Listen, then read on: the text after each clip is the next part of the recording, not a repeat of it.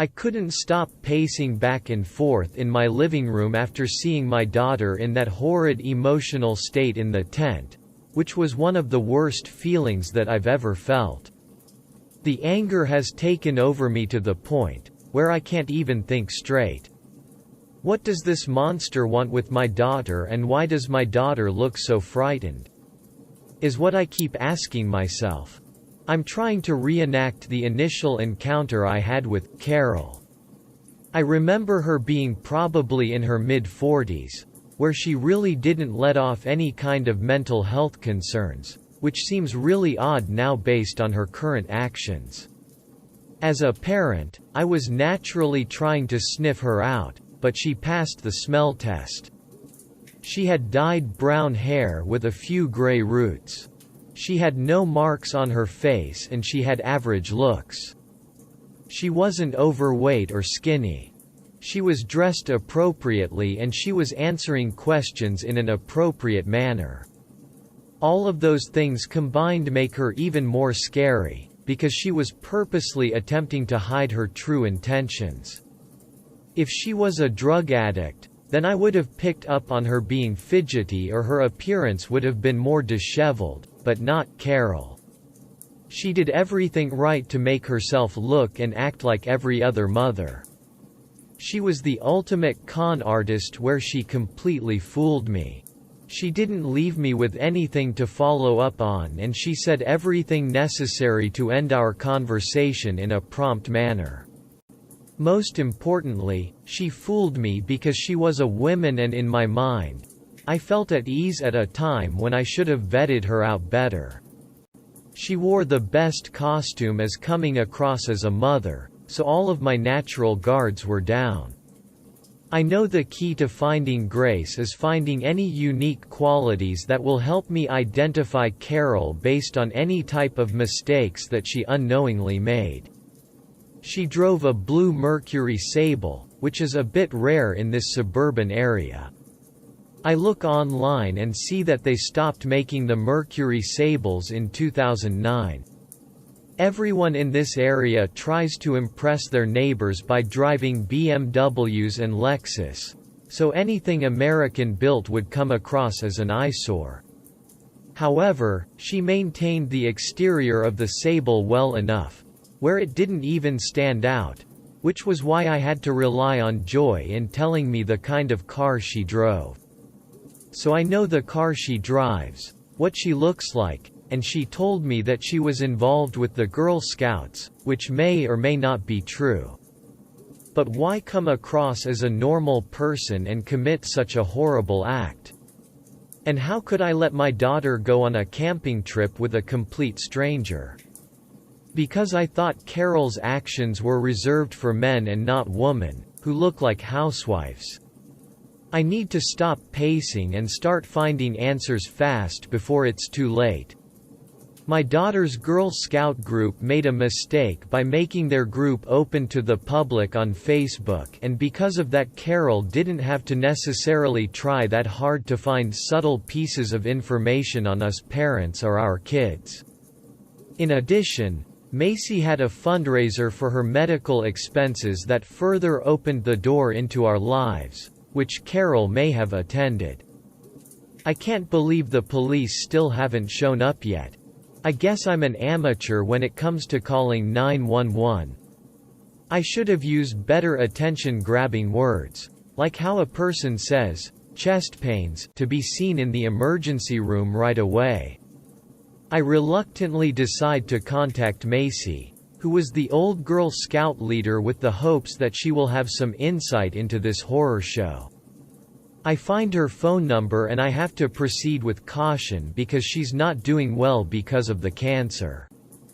The phone rings several times, and just when I was about to hang up, a raspy female voice answers and says, "Hello. Hi Macy, I'm Ted. Grace's father from Girl Scouts. I'm really sorry to bother you, but something disturbing has come up and I'm hoping that you might have some answers." "Hey Ted. I'm feeling kind of weak and was about to go to bed." "What's going on?" "Okay, I'll get to the point then. Grace, Amanda, and Raquel went on a Girl Scout camping trip earlier today, with a woman who identified herself as Carol, and this is where things get disturbing. This Carol person conned her way into telling me that she was Raquel's mother and by telling Joy that she was my sister. Someone has been posting TikTok videos of the three girls, where they all look terrified, and I don't know where the girls are located now. Do you have any information on this Carol woman? Wow, Ted. This sounds like a horrible situation. Let me ask you, have you tried calling the campground where they were supposedly going?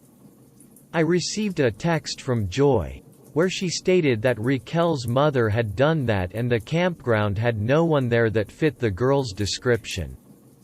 Did you meet this Carol woman? If so, what did she look like? I did meet her briefly, where she looked very ordinary, so much so that I'm thinking it was the ultimate disguise. She had brown hair, fair skin with no marks. She was about 5 feet 4 inches tall with an average build. Her speech was clear and she acted appropriately. She picked up the girls in a blue Mercury Sable. However, somewhere along the ways, she transported the girls in one of those little yellow school buses. She also said that she had experience being affiliated with the Girl Scouts. Did you call the police?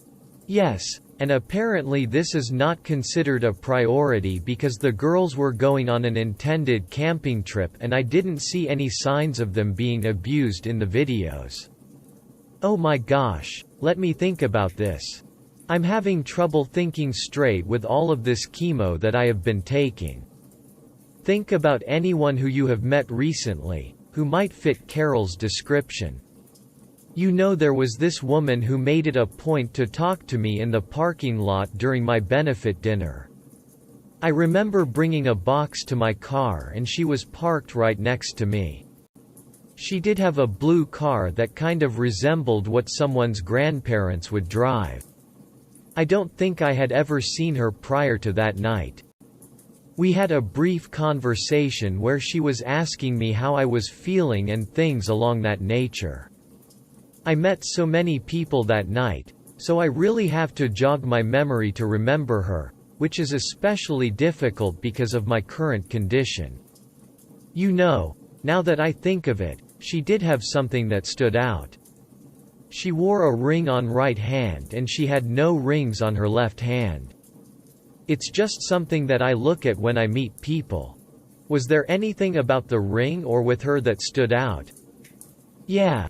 The ring wasn't your typical diamond or cubic zirconia. It looked more like a class ring or some type of fraternal ring. Not something that most women would typically wear, but not completely out of the realm of possibilities. You're right, and now that you say that, I can recall her wearing a ring when she opened the tent in one of the videos. Well, hopefully that will help you. Listen, Ted, I can't keep my eyes open anymore. If I could think of anything else, then I'll contact you. Good luck, and I hope the girls come home safe. I went right away to look at that last video again. As painful as it was seeing my daughter in that emotional state, however, I have to take a look at that ring. There still hasn't been another video posted, but it hasn't been an hour yet either. I watch the video and press pause when it gets to the part where she's opening the tent. I have to keep myself together as the tent is a constant reminder of my daughter's current situation. I wish that I could stop shaking and sweating, but my mind is in fight mode to protect my daughter. However, I have no one to physically fight. I'm starting to hate TikTok because of the no fast forward or rewind capabilities built into watching the videos, so I have to press pause exactly at the right time or else I have to start the video over again. I keep on hitting pause and zoom in on her right hand. The video is so dark that it's hard to make out anything. Just when she opened the tent, she seemed to hold her hand still, just long enough, where I could get a decent enough look of her hand and the ring. Macy was right in how the ring looks a little unusual for a female to wear. The ring is kind of box-shaped and is silver with some type of stone in the middle. That might be blue, but it's hard to tell because of the poor lighting of the video. I could barely make out some type of lettering, which seems to form words. I'm fairly certain based on what I can see, that I can make out the word, serve, and maybe, 2019. With the information I have, I go right onto Google and type in what I know about the ring. You have to be kidding me. I say out loud as I discover that only after a couple minutes of looking online, I see that it's some type of police retirement ring, which says, to protect and to serve. It makes sense now, that she has learned how to play her current part from being around every type of thug and seeing how not to act to not raise any type of suspicion. But why is she doing this? I keep asking myself. I always heard that to be a cop you have to walk on the line of insanity to deal with continual insane situations. But these are young kids she's messing with, which everyone knows is off limits. Also, what strikes me odd is how methodical she's been, but she's going to wear a ring that might identify her herself? Why? The ring is either a red herring or for some reason she is purposely leaving clues. I'm thinking it's more the latter, where deep down she's doing this for the attention and wants to be discovered. Why else would she post videos of her crime? Because she wants to portray that she has been hiding in plain sight all along. Maybe to justify her actions and seem less cowardly, or maybe she has an axe to grind with her former police profession. Regardless, the clue is there and I need to act on it right away. As I was about to call the police, another video gets posted on TikTok. Oh God. I say out loud as I don't want to watch my daughter being harmed. I can't get the image out of my head where the girl's facial expressions looked like trapped kittens in the previous video, where the kittens could sense they were going to be harmed. I start part 6 and I can see that the tent has been zippered back up. Carol, the psychopath, is slowly circling outside the tent to do nothing more than terrorize the girls with her movements that the girls can hear. I feel horrible that my daughter is in the middle of the woods with an adult who has evil intentions. Carol keeps on circling the tent, almost like how a shark circles a raft in the middle of the ocean. She stops circling for a few moments, which probably scares the girls even more. Then when everything is silent, she intentionally rattles the tent, where I could hear screams coming from the tent, which is the first human noises I've heard in all of the videos. "You mother cur!" I yell out as I throw a punch into the air. The video ends and I call 911 again.